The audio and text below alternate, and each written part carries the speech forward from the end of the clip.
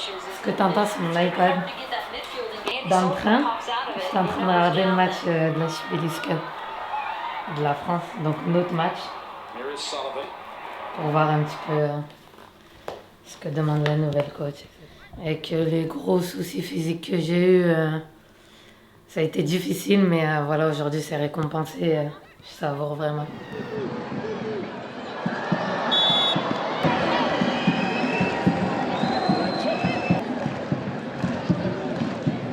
C'était vraiment une très grosse blessure. Et derrière, j'ai eu des complications avec l'opération, etc. J'ai énormément travaillé. Après, voilà, il faut faire attention à tout quand on a le genou un petit peu fébrile. Mais aujourd'hui, voilà, j'ai fait les tests physiques, etc. C'est vraiment derrière moi. Je suis à 100% et grâce à des gens qui m'ont entouré et avec qui j'ai beaucoup travaillé. Et voilà, je suis très contente que ça soit de mauvais souvenirs maintenant.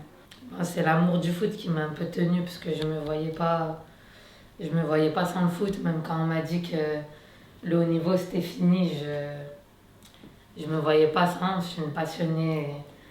J'ai 27 ans et je me dis il va falloir penser quand même à l'après, mais j'y arrive pas.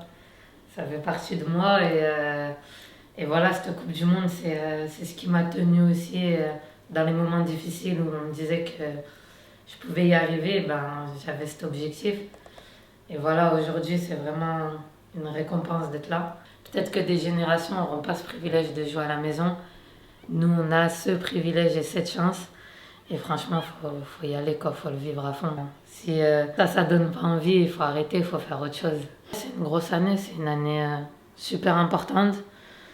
Pour moi, il n'y a rien au-dessus de l'équipe de France. J'ai vécu deux compétitions, deux grosses compétitions, les Jeux Olympiques et la Coupe du Monde. Et honnêtement, quand on y a goûté, ben, on pense qu'il y a une chose, c'est la revivre.